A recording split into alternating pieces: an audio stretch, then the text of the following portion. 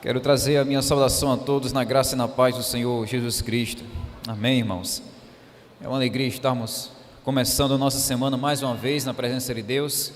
É uma alegria também estarmos aqui recebendo alguns de vocês que estão nos visitando, ou de costume, ou pela primeira vez. A nossa expectativa de que o Senhor continue abençoando o seu coração, continue fortalecendo você, como Ele já tem abençoado através dos hinos que foram cantados e das leituras que foram feitas nessa noite. O que a nossa igreja tem a dizer aos nossos visitantes? Deus te abençoe. Amém. A palavra da noite é esperança. Vamos pensar um pouquinho sobre a esperança do discípulo, e para isso eu queria convidar vocês para a primeira carta que o apóstolo Pedro escreveu, no seu capítulo de número 1. Faremos a leitura do verso 3 até o verso de número 6. 1 Pedro, capítulo de número 1, verso de número 3 até o verso de número 6, para pensarmos um pouco sobre a esperança do discípulo. A gente teve um probleminha técnico, não foi possível a gente colocar aqui no telão, mas a gente vai acompanhar então o sermão hoje à moda antiga, com a palavra de Deus aberta. Se você puder, mantenha a sua Bíblia aberta, e a gente vai caminhar por esses versículos e entender aquilo que Deus tem a nos ensinar acerca da esperança cristã.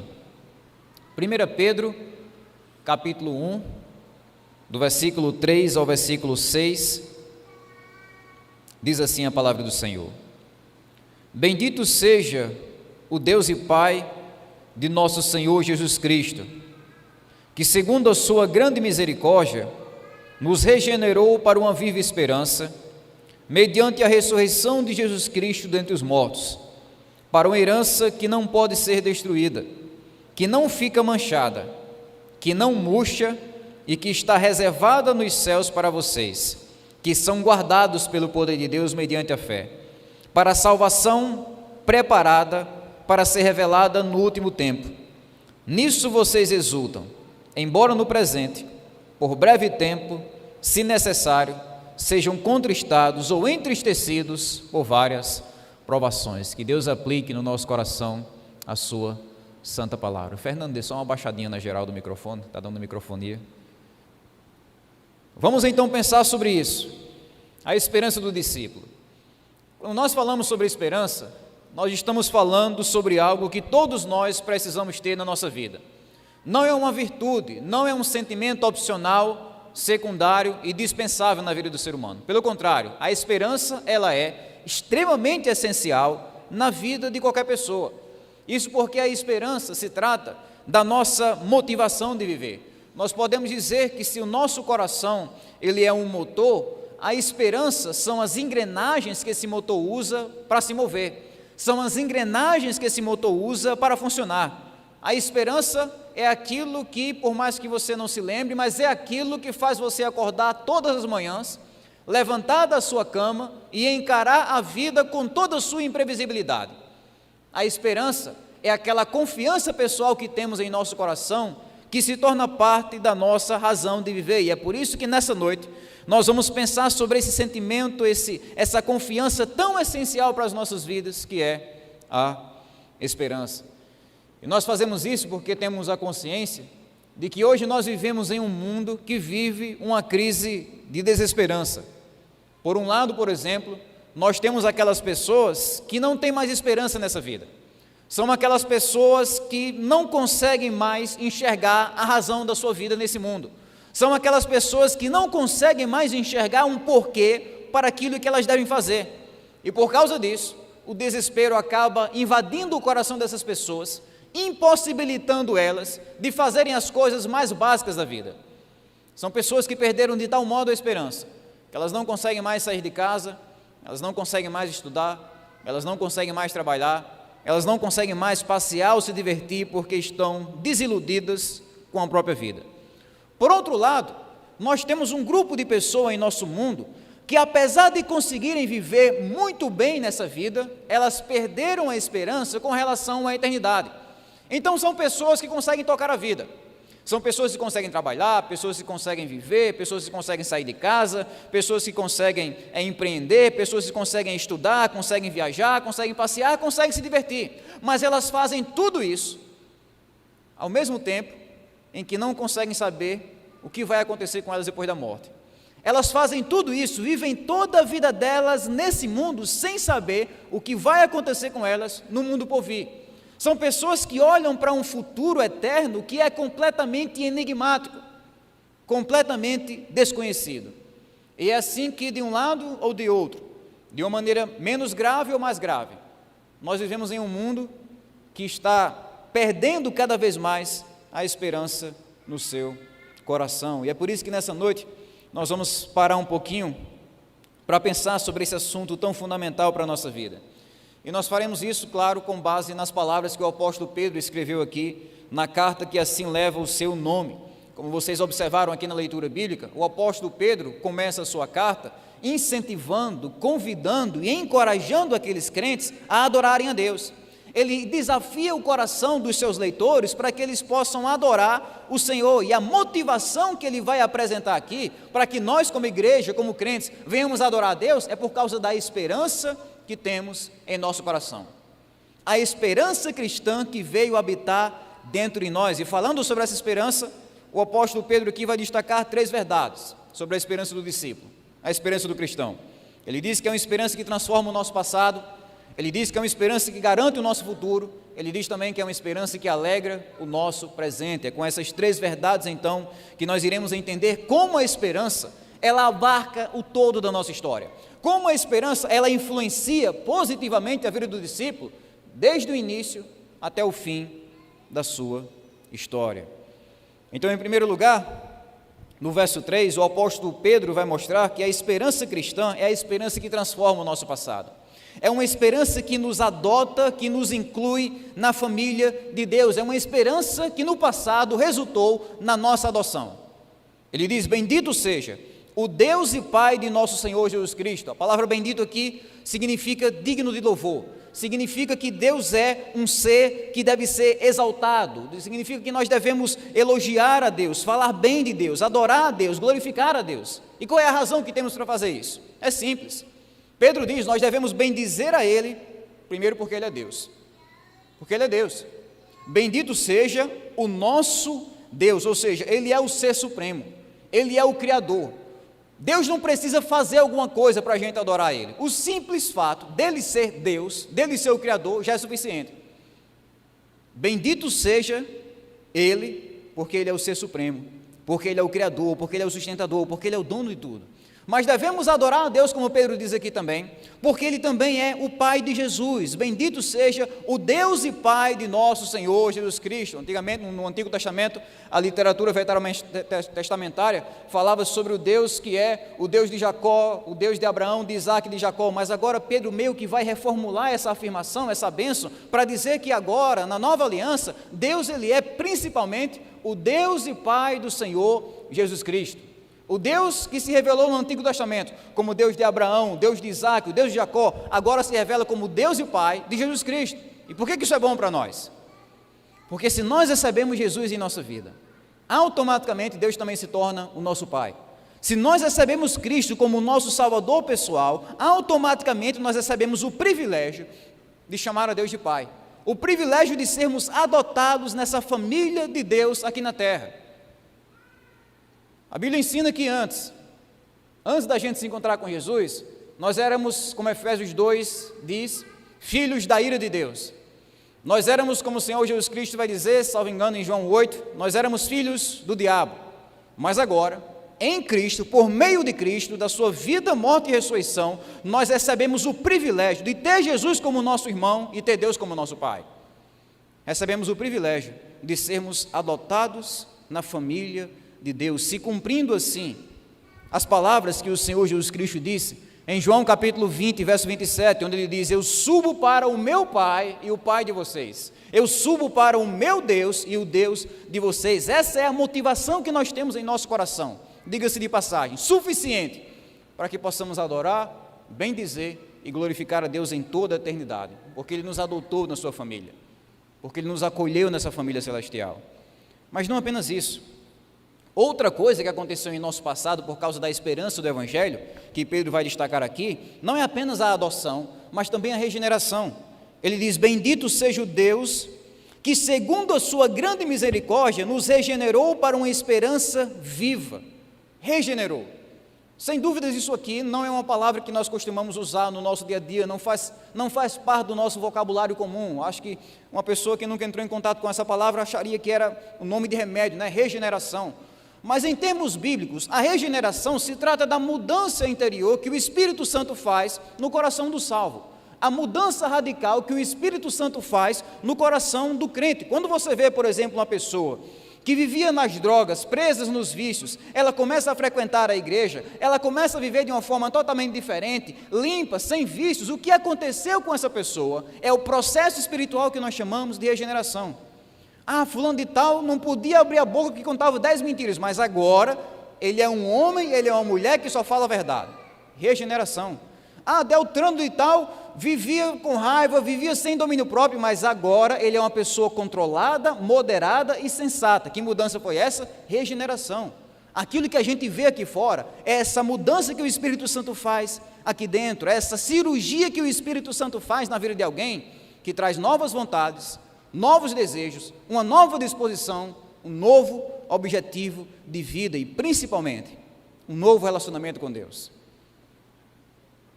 E é o que Pedro está dizendo aqui. Deus, ele é bendito, porque lá atrás, na esperança do Evangelho, na esperança viva, ele nos regenerou. Ele nos transformou de uma maneira que só ele podia nos transformar. Ele fez com que a gente viesse a vivenciar aquilo que Jesus Cristo disse a Nicodemos, o nascer de novo, o nascer da água e do Espírito. Em verdade vos digo, quem não nascer de novo, não pode ver o reino de Deus. Ou seja, só por meio dessa regeneração, dessa transformação, é que o ser humano ele é capaz de ver o reino de Deus, crer no Evangelho de Deus, se arrepender dos seus pecados. É essa mudança interior que faz não apenas com que a gente viva uma vida correta nesse mundo, mas muito mais do que isso. É essa transformação interior que faz com que a gente tenha uma vida eterna com Deus. E é por isso que Deus é bendito, porque Ele nos regenerou, como Pedro diz aqui, para uma viva esperança, uma esperança que não morre. E prosseguindo no texto, nós vemos que isso aqui tudo só é possível porque lá atrás Jesus Cristo ressuscitou por nós. A esperança que nós temos, como Pedro vai dizer aqui, se fundamenta na ressurreição. Ele diz, nos regenerou para uma viva esperança, aí diz, mediante a ressurreição de Jesus Cristo dentre os mortos. Vejam, irmãos, essa é a maneira do apóstolo Pedro dizer que a esperança que nós temos em nossa vida não é tanto um sentimento, é uma pessoa, é a pessoa de Jesus Cristo. Não se trata de um sentimento de leveza que faz você cruzar os dedos e olhar para o futuro esperando forças positivas, não é isso. A esperança do cristão, no fim das contas, é uma pessoa que está viva, um Salvador que está vivo. A nossa esperança depende da nossa confiança nesse Cristo, no Cristo que ressuscitou. Nós não temos a nossa confiança em salvadores que estão mortos, em pessoas que, apesar de espetaculares nessa terra, permanecem debaixo da terra, mortos, sem poderem fazer nada por nós. Não, a nossa esperança reside num Cristo que venceu a morte, num Cristo que ressuscitou. E essa é a garantia. É a garantia. Vocês crentes dizem que tem esse negócio de vida eterna, vocês crentes dizem que tem esse negócio de salvação, que garantia a gente tem para isso? Qual é a garantia que a gente tem a vida eterna de fato? Qual é a garantia de que Deus transforma a nossa vida? Fomos adotados na família de Deus? Como é que a gente sabe disso? A gente não recebeu um documento dizendo isso, fisicamente falando. Então, qual é a garantia de que nós fomos adotados, transformados, regenerados, incluídos na aliança de Cristo? Qual é a garantia? A garantia é que Cristo ressuscitou. Cristo venceu a morte. Se Jesus Cristo não tivesse vencido a morte, tudo aquilo que eu estou pregando para vocês seria apenas lixo. Toda a nossa fala do cristianismo seria apenas coisas vãs. Como Paulo vai dizer em 1 Coríntios 15, se Cristo não ressuscitou, nós ainda estamos em nossos pecados. Se Cristo não ressuscitou, a nossa fé é em vão. Se Cristo não ressuscitou, comamos e morramos e bebamos, porque amanhã nós vamos morrer e não vai mais ter nada. Se Cristo não ressuscitou, nós somos os mais infelizes de todos os homens.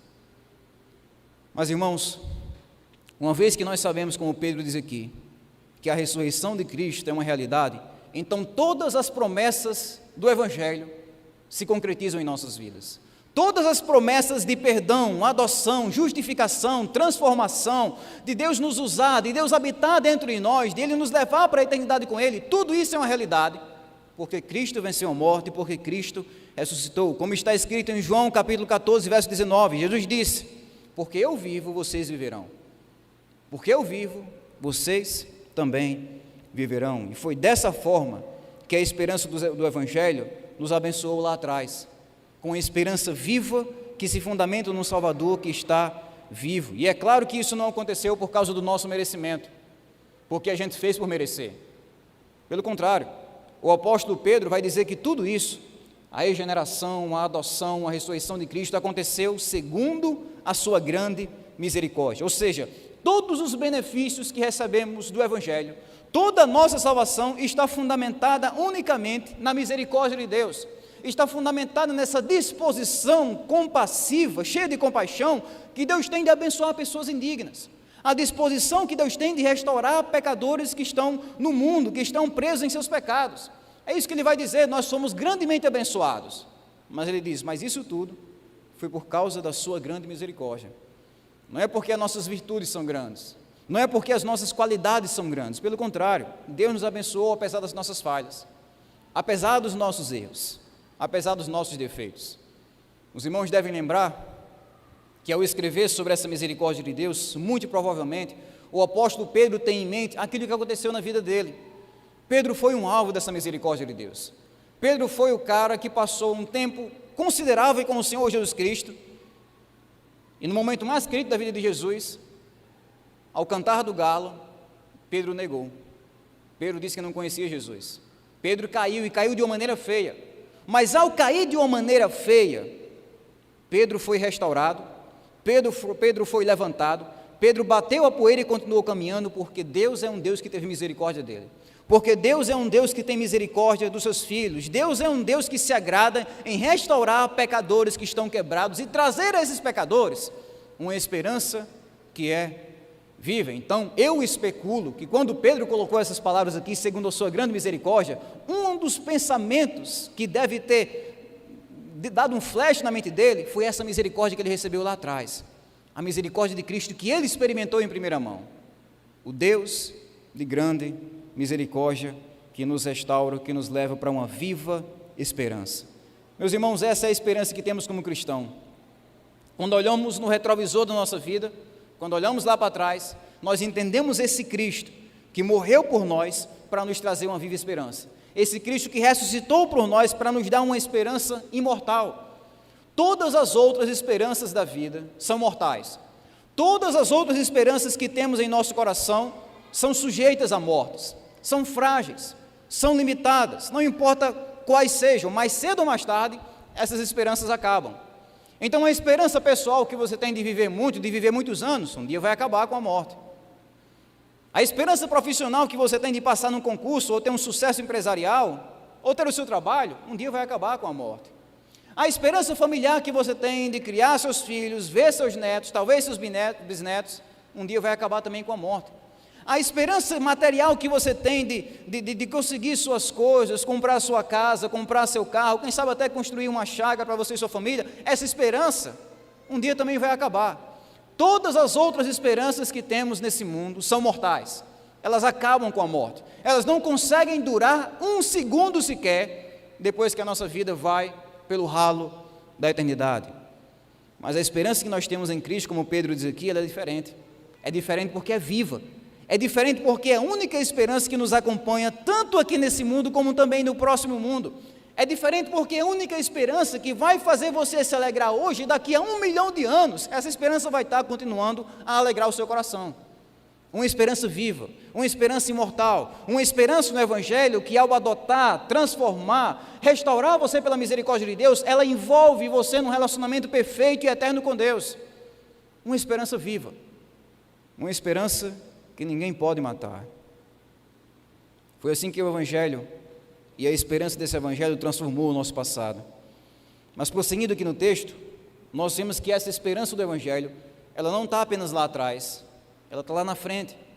Ela não está apenas em nosso passado, ela está no nosso futuro. A esperança do Evangelho, como Pedro vai dizer aqui, é uma esperança que garante uma herança no nosso futuro. É a esperança que faz com que a gente entenda que lá no futuro nós vamos receber uma herança que é celestial, uma herança no céu. O verso 4 diz assim: para uma herança que não pode ser destruída, que não fica manchada e que não murcha. Percebam que é um argumento meio lógico, né? A consequência lógica de sermos adotados na família de Deus, de pertencermos agora a essa família, é que nós temos acesso à herança dessa família.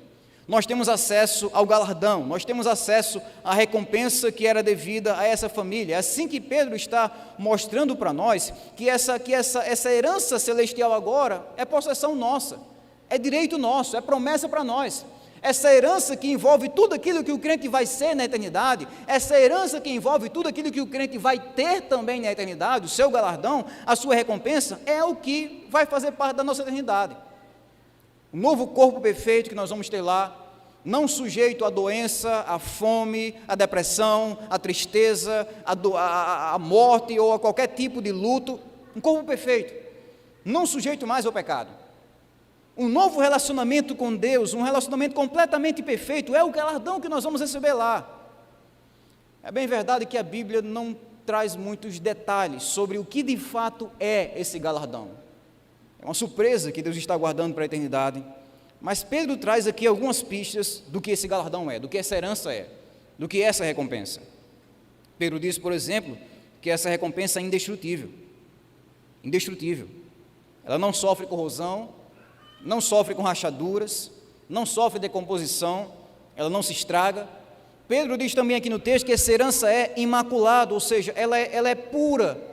Ela não foi alcançada por meios injustos, ela não foi alcançada com o lucro do crime, não foi alcançada com dinheiro sujo, não foi alcançada pelo lucro do pecado, não, é uma herança que foi alcançada pela pureza de Cristo, que não se mancha, que não é manchada, nem por nenhum homem, nem por nenhum demônio, é uma esperança imaculada, uma herança imaculada. E Pedro diz também que essa herança é imacessível, ou seja, ela não murcha.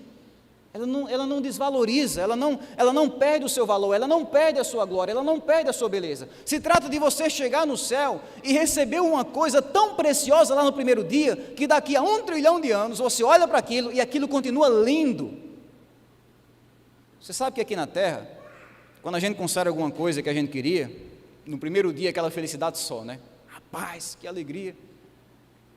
Depois de uma semana você está feliz, mas não é tanto. Depois de um mês, tanto faz, isso aqui já não tem mais beleza, não tem mais valor, parece que aqui nem é seu mais. Porque as coisas aqui desse mundo, elas vão perdendo o seu valor. Subjetivamente, no nosso coração, ou objetivamente, economicamente falando, elas vão perdendo o valor que elas têm, mas no céu não é assim. É uma herança, como Pedro vai dizer aqui, que é imacessível, que não perde o seu valor, não perde a sua glória, não perde a sua beleza. É por isso que nós dizemos que o povo de Deus hoje, a igreja de Deus hoje, tem uma recompensa e uma herança muito maior do que a herança que Israel teve lá atrás. A herança que Israel teve lá atrás da terra prometida era boa, mas era uma herança que podia ser atacada, podia ser roubada pelo homem mau, podia ser saqueada, podia ser desvalorizada, podia ser destruída. Mas a herança que nós temos hoje como crentes é muito melhor, porque ela não pode ser prejudicada por nada, nem por ninguém. Uma herança celestial. Isso acontece porque, como Pedro continua dizendo na sua carta, essa herança ela está reservada para nós. Reservada para nós. Ele continua dizendo no verso 4, a herança que está reservada nos céus para vocês, que são guardados pelo poder de Deus mediante a fé. Percebam que Paulo está destacando aqui dois lados dessa herança. De um lado ele diz que essa herança está reservada para nós, tem nosso nome lá, ninguém vai tomar, ninguém vai roubar, ninguém vai assaltar essa herança, ninguém vai usurpar essa herança nossa, está guardada no lugar mais seguro do mundo, o céu. Nem Satanás consegue roubar essa herança de lá, é uma herança que está reservada. Mas do outro lado da história, Pedro também diz que essa herança é para pessoas reservadas. Ele diz, essa herança está guardada para vocês, que são guardados também pelo poder de Deus. Isso quer dizer que o mesmo poder que protege essa herança para nós, é o poder também que nos protege para essa herança. Nós estamos sendo guardados, estamos sendo protegidos. A palavra aqui tem uma conotação do ambiente militar. É como se um soldado bem armado estivesse guardando aquele lugar, é literalmente proteger alguém do perigo, ou evitar que alguém escape. Essa é a linguagem que Deus usa para descrever o quanto Ele está firme em nos proteger, o quanto Ele está firme em guardar a herança que nos aguarda no céu. Se trata então de uma proteção que é inviolável, uma proteção que, ainda que todos os homens dessa terra se juntassem para roubar de você, eles não conseguiriam. Ainda que todos os demônios do inferno se juntassem à voz do capitão diabólico, eles não conseguiriam roubar essa herança do seu coração. Por quê? Porque o que está guardando essa herança é o poder de Deus. O que está guardando você para que você receba essa herança é o poder de Deus que Ele usou para criar o universo, o poder de Deus que Ele usou para salvar você. É o poder que Ele está usando para guardar a sua vida até o dia em que você vai estar lá, como cristão, para receber a devida recompensa de tudo aquilo que você fez pelo reino nessa terra. Meus irmãos, isso não quer dizer que nós podemos simplesmente baixar a nossa guarda e deixar tudo ao Deus dará. Isso não quer dizer que nós podemos simplesmente perder a vigilância nesse ponto, porque no final das contas já está garantido, é isso mesmo, vamos receber. Não, porque Paulo diz, ou Pedro diz, que ao mesmo tempo que essa herança é guardada pelo poder de Deus, essa herança também é guardada pela fé. Pela fé. São guardados pelo poder de Deus mediante a fé. Essa é a maneira do apóstolo Pedro dizer que é nossa responsabilidade cuidarmos da nossa fé enquanto o próprio Deus cuida da nossa herança. É nossa responsabilidade cuidarmos da nossa santidade, do nosso relacionamento com Deus, enquanto Deus cuida de nós, enquanto Deus nos protege, enquanto Deus guarda a nossa herança, o nosso galardão no novo céu e na nova terra. É assim que nós temos confiança e recebemos essa herança. O apóstolo Pedro continua dizendo no versículo 5 que essa herança só vai ser de fato transmitida para as nossas mãos lá no futuro. Ele termina o versículo 5 dizendo assim: para a salvação preparada para ser revelada no último tempo. O que é o último tempo? Fim do mundo. Literalmente, Pedro está dizendo o fim do fim. Eu não sei se vocês já pararam para pensar sobre isso, mas um dia a humanidade vai chegar no seu clímax, no seu ápice, nos seus últimos momentos nessa vida. Um dia, a ordem desse mundo, como nós a conhecemos hoje, ela vai terminar. Ela vai chegar ao seu ponto final. E é esse momento específico, literalmente no fim do mundo, no fim do fim, como Pedro está dizendo aqui, é nesse momento específico, quando os homens já não serão mais, quando a terra já não será mais, quando o universo como nós o conhecemos já não vai ser mais, é nesse momento que a grandiosidade da salvação do povo de Deus vai ser revelada. Ele diz, essa salvação está preparada, ela já está pronta, Cristo já fez tudo, mas ela vai ser revelada na sua plenitude no fim do tempo, no fim da história, no fim desse mundo. É nesse dia, quando Cristo voltar para julgar o mundo, quando Cristo voltar para aperfeiçoar de uma vez por todas a sua igreja, é nesse dia que toda a esperança que temos como crentes será finalmente concretizada. Toda a esperança que o mundo incrédulo tanto zomba, tanto desacredita, é nesse dia que de uma vez por todas a nossa salvação vai ser manifesta. Quando todos os crentes ressuscitarem para entrarem na vida eterna, quando Cristo rasgar os céus descendo desse mundo com as suas roupas salpicadas de sangue para julgar o mundo, quando os homens procurarem a morte e não encontrarem, quando todos os seres humanos estiverem diante do juiz de toda a terra, quando todos os nomes impressionantes desse mundo nem sequer vão ser mais mencionados, quando todo dólar, real, toda moeda desse mundo se tornar lixo, nesse dia a grandiosidade da salvação do povo de Deus vai ser revelada. Uma vida eterna, novos corpos, entrando pelos portais do céu para morar num lugar perfeito, tendo um relacionamento totalmente novo com Deus, numa intensidade que nunca provamos antes. Essa é a grandiosidade da salvação que nós iremos receber no futuro.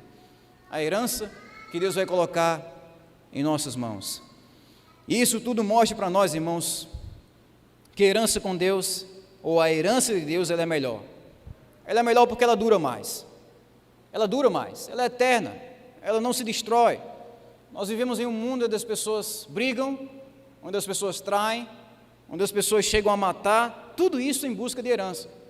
A ironia de tudo isso é que todo esse estardalhaço é feito por uma herança que é perecível, por uma herança que é humana, por uma herança que daqui a 100 anos não vai estar mais nas mãos daquela pessoa, por uma herança que está sujeita a perder o seu valor, seja pelas oscilações do mercado ou por alguma pandemia que estoura no mundo, por uma herança que está sujeita a ser roubada pelo homem mau, por uma herança que a pessoa pode morrer antes de receber. Ou seja, as pessoas batalham, brigam, traem, matam para ter aquilo que é perecível, aquilo que é terreno, aquilo que é humano, aquilo que perde o seu valor. Mas como discípulos de Jesus, nós temos a certeza de que a nossa herança é melhor, a nossa herança é superior, porque o relacionamento que o Evangelho trouxe para nós, o relacionamento com Deus é um relacionamento que nunca acaba, é um relacionamento perfeito, é um relacionamento completo, é um relacionamento eterno. A herança que Deus tem para nós, como Pedro está dizendo aqui, se nós realmente entendemos essas palavras e cremos, essa herança faz com que todas as outras heranças pareçam vãs, pareçam lixo, pareçam nulo, pareçam sem valor. E é com isso em nossos corações, irmãos, é com essa certeza dessa herança que nós temos convicção e coragem para o nosso dia a dia. Então não se trata de um seguro de vida, não é a nossa herança. Não se trata de uma aposentadoria, não se trata de um seguro para o nosso carro, para o nosso transporte, para a nossa casa, não se trata de um plano de saúde, não se trata de uma herança financeira recebida, não se trata de nada dessa vida. Nossa segurança final, mais do que nisso tudo, não estou dizendo que isso é errado, mais do que nisso tudo, a nossa herança final reside no fato de que somos filhos de um Deus que compartilhou sua vida eterna com a gente.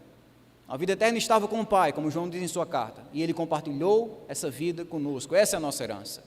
Essa é a herança definitiva do crente. Ele pode morrer nesse mundo sem ter nada, sem ter nem sequer um palmo de terra para ser enterrado, mas se ele morre com Cristo, ele morre como o homem mais rico desse mundo.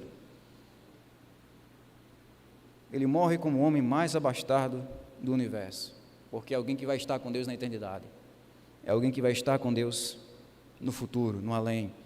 Mas a herança com Deus ela é melhor, como Pedro vai dizer aqui, porque ela vale mais. Pensem comigo, se você recebesse hoje a ligação de que você foi sorteado, contemplado para receber a herança do homem mais rico desse mundo, a gente passaria noites sem dormir, com a expectativa ardendo no coração, o coração saltitando. Mas e se você soubesse, e se eu soubesse, e se a gente tomasse conhecimento, não o homem mais rico desse mundo, mas o Criador do universo nos escolheu como filhos, nos escolheu como herdeiros, a alegria deveria ser muito maior. E essa é a realidade do discípulo. Ele é herdeiro, ele é filho do Criador do universo, ele é filho do Deus que fez todas as coisas, do Deus que é dono da prata e do ouro, o Deus que criou homens e anjos, o Deus que criou o universo. E essa alegria, a alegria de termos essa herança que deve invadir o nosso coração. Nós não conseguimos ver essa herança, não conseguimos ver com nossos olhos, não conseguimos ver num papel escrito lá, você tem tantos quilômetros de terra no céu. Não é isso, tem gente que diz isso, né? A herança no céu é um terreno lá que você vai ter no céu e seu terreno vai ser maior do que o do irmão e aí você vai ser mais confortável. Não é isso, galardão não é isso. A herança não é vista pelos olhos humanos, a herança celestial não é conferida num aplicativo de celular que você pode acessar para ver. A herança celestial é vista pelos olhos do coração, pelos olhos da fé, quando nós contemplamos todas as promessas que estão aqui na palavra de Deus, prometidas para nós, e tomamos posse dessas promessas por meio da nossa fé. E confiamos nessas promessas com todo o nosso coração. É essa visão espiritual da nossa eternidade com Deus que traz de fato uma dose diária de encorajamento para o nosso dia a dia. É a esperança do discípulo, a esperança do discípulo. E de fato, é assim que o apóstolo Pedro vai concluir as suas palavras aqui no nosso texto. Ele vai dizer que essa esperança que está lá no futuro é uma esperança que influencia a gente aqui, agora, no presente. A esperança do Evangelho é uma esperança que alegra o nosso presente, com uma alegria intensa, como ele diz aqui no verso 6. Nisso vocês exultam. Nisso o quê? No que a gente acabou de ver, no que a gente acabou de estudar. Nisso, na adoção de vocês, na transformação de vocês, na misericórdia que vocês receberam, na herança a qual vocês têm acesso. Nisso tudo, em toda essa verdade, vocês exultam, vocês se alegram. Isso quer dizer que a esperança cristã, a esperança do Evangelho, é essa convicção futura que influencia o nosso presente. É uma convicção futura que alegra o nosso presente. O cristão não é, e a gente tem de largar essa ideia que muitos evangélicos têm. O cristão não é uma pessoa que está esperando para ser feliz, esperando para ter alegria. Fulano de tal, ele é crente, mas é porque ele está esperando para ser feliz. Não, aqui na terra não, a vida dele é um inferno, ele é infeliz, ele é triste, ele não tem alegria, mas ele está esperando porque lá no céu ele vai ser feliz. Isso não é cristianismo. Pedro não diz aqui, nisso vocês vão se alegrar, quando chegar lá e você receber, aí sim vocês vão sorrir. Não, ele diz, nisso vocês se alegram, presente, aqui, agora. Ou seja, o cristão é alguém não que está esperando para ser feliz. O cristão é alguém, o discípulo é alguém que já vive feliz nessa terra. Ele sabe dessa herança, ele sabe dessa misericórdia, ele sabe dessa adoção e é por isso que ele vive feliz. Por causa da esperança do Evangelho, ele já tem acesso aqui agora a amostras da alegria que ele vai ter na eternidade. É por isso que Pedro diz aqui, nisso vocês exultam. A palavra exultar aqui significa literalmente saltar de alegria, gritar de alegria, dançar de alegria. É uma pessoa que está feliz, plenamente feliz, satisfeita. Não é aquela alegria, até que vai, dá para o gasto. Não é isso. É uma alegria profunda, uma alegria sólida, uma alegria abundante. Se você estiver com a sua Bíblia aberta em 1 Pedro 1, leia, por exemplo, comigo, o que está escrito aí no verso 8, onde Pedro descreve essa alegria. O verso 8 de 1 Pedro capítulo 1, ele diz assim, mesmo sem tê-lo visto, vocês o amam, ou seja, mesmo sem ter visto Jesus na sua vida, vocês o amam. Mesmo não o vendo agora, mas crendo nele, exultam com alegria indescritível e cheia de glória. Mesmo que vocês não estejam vendo Cristo fisicamente na sua frente, mas por meio da fé, vocês creem nele, vocês confiam nele e vocês exultam, vocês gritam de alegria, dançam de alegria, vocês pulam de alegria, com uma alegria que é indescritível. Indescritível. Como é isso aí? Eu não sei nem dizer para você como é. Uma alegria que é cheia de glória, uma alegria que invade o nosso coração, uma alegria que a gente chama de inefável, transcendente. Mas essa alegria que o crente tem em Cristo, na experiência do Evangelho, não é apenas intensa, ela é também extensa, ela é perseverante. Pedro termina o versículo 6, fechando o nosso texto aqui, dizendo o seguinte, nisso vocês exultam, embora no presente, por breve tempo, se necessário, vocês sejam entristecidos por várias provações. Meus irmãos, quando Pedro escreveu essas palavras no papel, ele estava dirigindo as suas letras para leitores, crentes, redimidos, que estavam passando por severas provações das suas vidas. Crentes que estavam sendo duramente perseguidos por causa da fé simples que eles tinham em Jesus Cristo. É por isso que no meio desse discurso de esperança, Pedro vai mostrar que até mesmo no meio da dor, da perseguição, do martírio, da violência, da limitação de liberdade, mesmo no meio da agonia da perseguição, ainda assim, aqueles crentes podiam continuar alegres, porque a alegria cristã, ela coexiste com a provação, ela existe lado a lado com a dor, ela existe lado a lado com as lágrimas, ela existe lado a lado com o sofrimento. É por isso que ele diz, nisso vocês se alegram, ainda que vocês fiquem tristes. Isso quer dizer que a nossa alegria em Cristo sempre vai ser maior do que as dificuldades, ela é perene. É por isso que todo discípulo, ele é uma contradição ambulante. Não sei se vocês já pararam para pensar nisso. O discípulo, ele é uma contradição ambulante, é uma pessoa contraditória, porque você olha para o discípulo de Jesus e às vezes ele está vivenciando um inferno na terra de sofrimento, mas ao mesmo tempo ele vive como se já estivesse no céu, com alegria no seu coração. É uma contradição que deixa as pessoas se perguntando como isso acontece. Mas é o que Pedro está dizendo aqui, nisso vocês se alegram, ainda que vocês sejam entristecidos por várias provações. Isso tudo acontece não porque o discípulo ele é um maluco sem noção, não porque o discípulo está dopado, porque o discípulo é um masoquista, porque o discípulo ele se faz de doido, porque o discípulo ele está ali iludido, fantasiando um mundo de fadas. Não é isso não. Isso acontece, o discípulo consegue ser feliz chorando, porque ele está convicto da sua esperança em Cristo. Ele tem certeza de que o seu relacionamento com Deus é infinitamente maior do que qualquer dor que esse mundo inflige ao seu coração. Ele está convicto da vida eterna. Esse é o relacionamento pessoal com Jesus, que traz uma alegria que é maior do que qualquer dificuldade que a gente enfrenta nesse mundo. E é assim, meus irmãos, que nós quebramos o velho mito do cristão infeliz. Na cabeça de muitas pessoas, imagina-se que o cristão seja uma pessoa infeliz. O cristão, ele é infeliz, dizem alguns, porque ele não vai para as festas, ele não bebe todas, ele não sai com todas, ele não faz isso, ele não faz aquilo, ele não fuma, ele não mente para sair por cima. O cristão é infeliz porque ele vive dentro de um cubo religioso, dentro de regrinhas religiosas. Então, na cabeça de muitas pessoas, às vezes imagina-se isso: olha, não vou ser crente, porque ser crente é triste demais. Ser crente é uma depressão só, ser crente é uma tristeza só, ser crente é um negócio meio sem sal. Então, cria-se assim a caricatura do cristão infeliz. Cria-se assim a caricatura de alguém que só vai ser feliz quando chegar no céu. Isso não é cristianismo. Isso não é verdade. Pedro está mostrando aqui que o crente é a pessoa mais feliz desse mundo porque ele ama Jesus e porque ele é amado por Jesus.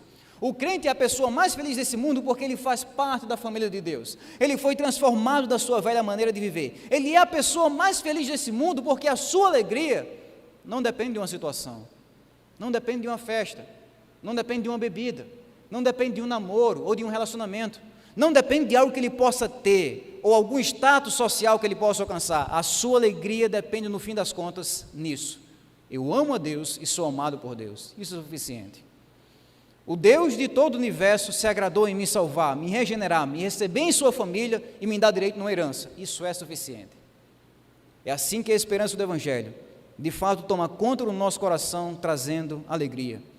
Como a gente costuma cantar naquele corinho, é assim que a esperança do Evangelho traz para nós a alegria que tem todo aquele que já conhece a Jesus, que já tem um relacionamento pessoal com Jesus Cristo. Resumindo, meus irmãos, é dessa forma que a esperança cristã abençoa a gente. Primeiro, lá atrás, no passado, essa esperança nos transformou, nos adotou na família de Deus, nos fez viver como novas criaturas. No futuro, essa é uma esperança que garante um galardão, uma esperança que garante uma herança que é mais valiosa e mais duradoura do que qualquer bem que tenhamos nessa vida. E agora, no presente, essa é uma esperança que continua a comunicar alegria, uma alegria intensa, forte, uma alegria extensa, que dura em todos os momentos, uma alegria que nasce de um relacionamento com o nosso Deus, de um relacionamento com o nosso Pai, com o nosso Criador. Eu desejo então que Deus use esses princípios, essas verdades, primeiro para que a gente viva essa esperança, se apegue, desfrute e experimente cada vez mais essa esperança, e segundo, que Deus use isso tudo para que nós possamos compartilhar essa esperança. Há muitas pessoas que estão no desespero, pessoas que estão andando nesse mundo completamente sem rumo, e nós somos chamados a sermos sal, a sermos luz, a sermos canais através dos quais Deus comunica essa esperança a essas vidas, a sermos pessoas que são usadas por Deus nesse mundo para compartilhar a esperança da glória, compartilhar essa esperança que é viva, essa esperança que é suficiente para o ser humano que está sofrendo em qualquer tipo de dor que ele venha atravessar nesse mundo. Então, que Deus nos abençoe, que possamos tanto viver essa esperança, como também compartilhar essa esperança no nosso dia a dia.